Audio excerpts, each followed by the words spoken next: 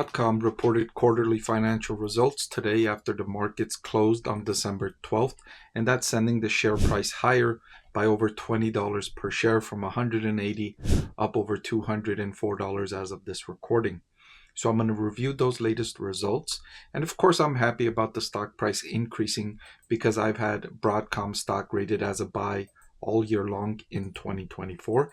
And after reviewing these results from the company, I'll update that recommendation and I'll let you know if I still think the company's shares are a buy at current prices.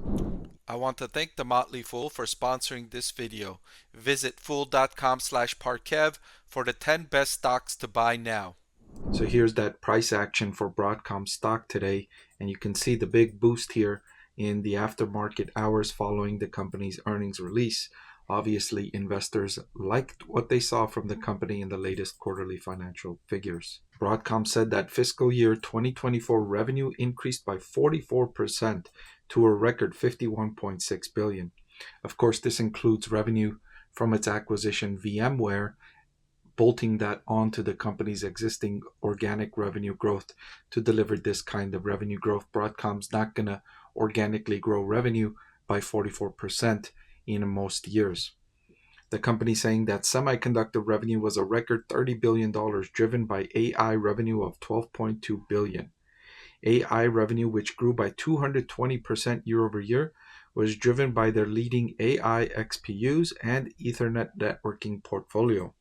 And I'll remind you yet again, another data point that signals demand for artificial intelligence is still soaring.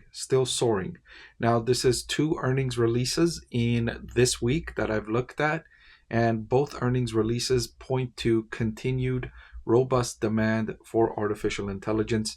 The other company I looked at which had earnings this week was Oracle, and it too stated that AI demand continues to soar. So for those of you that were concerned that artificial intelligence demand was slowing down or going to abruptly reverse, that doesn't seem to be the case. I haven't seen any data point that suggests a abrupt slowdown in AI demand. So based on these increased cash flows in 2024, the company is increasing the dividend by 11% to 59 cents per share for next year. And the target for fiscal year 2025 is a dividend of $2.36 per share for the full year. And that's going to be a record 14th consecutive increase in annual dividends since they initiated dividends in 2011. And of course, I've had Broadcom stock rated as a buy all year long here. Borderline buy is somewhere in between a hold and a buy, closer to a buy. So this hasn't been one of my top stocks to buy. I've just had it rated as a buy. And I last updated this recommendation yesterday when I also did a discounted cash flow valuation on Broadcom stock, which you should see coming out, maybe at the same time this video is coming out, maybe a day before or maybe a day after. So look out for that if I don't already have it out by the time you're watching this video. So Broadcom saying that cash flow from operations increased by $776 million up to $5.6 billion in the latest quarter, and free cash flow increased by a similar amount to $5.482 billion. Most interestingly, you'll notice that free cash flow is very similar to cash flow from operations, and that's because the company is a semiconductor design company. It doesn't do the manufacturing, it outsources that, and so that alleviates some of the large capital investments required. And one of the main reasons why other semiconductor companies like Micron and Intel especially have struggled here in 2024, it's because investors are skeptical of those large capital investments. Investors have preferred this semiconductor design strategy or just a semiconductor manufacturing strategy like what Taiwan Semiconductor employs.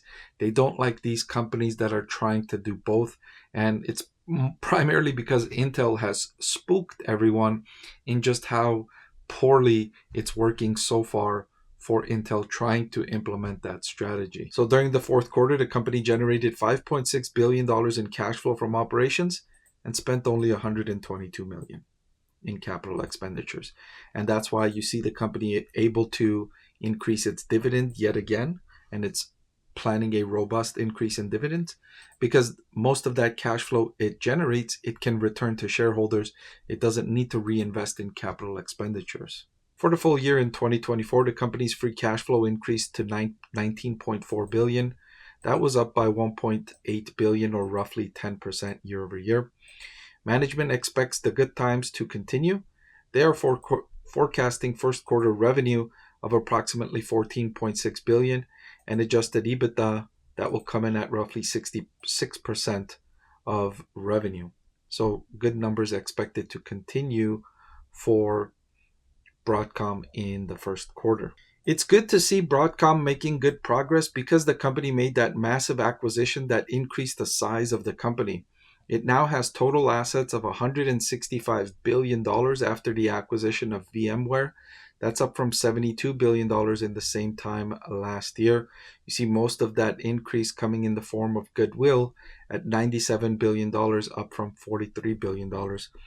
And if you're not familiar with goodwill accounting, when a company acquires another company, on their balance sheet, you'll see the value of the other company's assets. So, for instance, if they have cash, manufacturing facilities, etc., those inventories, those assets will come into Broadcom's balance sheet in their respective categories: inventory, long-term assets, property, plant and equipment, intangible assets, etc., right? Which you see there, intangible assets increasing as well.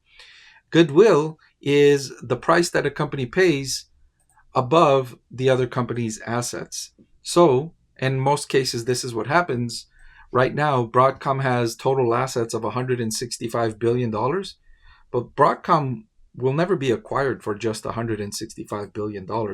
It would likely be acquired for a number much larger than this. And so the difference between the acquisition price and total assets usually goes in as goodwill. That's the increase in value that is above and beyond what the total assets were. And so you see that number increasing for Broadcom here. And the company also took on $30 billion in debt to make that acquisition. So the debt increased as well. But so far, so good. Management said that the acquisition is going along just fine. They're digesting the company well. And this is something Broadcom is skillful in. They've made several acquisitions in the past, and they've digested them well. And they've achieved the synergies that they expected when making the acquisition. This is partly the reason why I've had the stock rated as a buy, is because of this skill, because Broadcom has demonstrated this skill. All right, so after the stock price increase, they're trading at a forward price to earnings of 24.8, which I still think is an attractive valuation for this stock. I still think it's about a little bit below fairly valued, so I think there's still some upside here. But I think the valuation has increased enough where I can't upgrade the stock to a flat out buy, but I will reiterate that I still think it's right on the borderline here, above the borderline here, closer to a buy for long-term investors. I think if you buy Broadcom stock today and hold it for the next 10 years, you will likely experience an increase in your wealth. Hey everyone, I'm excited to announce that my book is finally available for sale. I've been working on it for more than a year now, so I'm really excited to finally share this with you now. It goes through my framework for evaluating stocks. Some of you often ask why I like this stock or why I like the other stock, and this framework provides you the things that I look at when I'm evaluating stocks. I've added the link in the description below.